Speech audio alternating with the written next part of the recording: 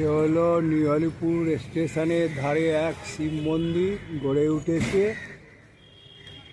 এই মন্দিরে পুজো হয়েছে। দেখুন মন্দিরখানা। শ্রী শিবায় নমঃ।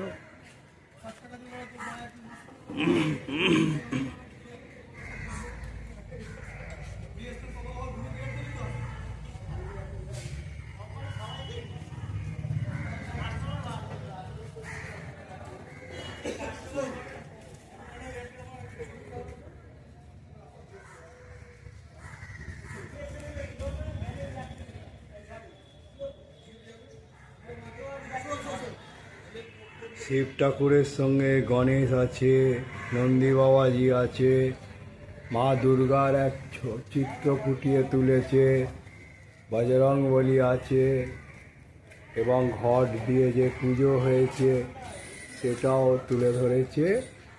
এইটা আপনাদের একটা ছোট্ট করে তুলে ধরলাম নিউ আলিপুর স্টেশনের পাশে।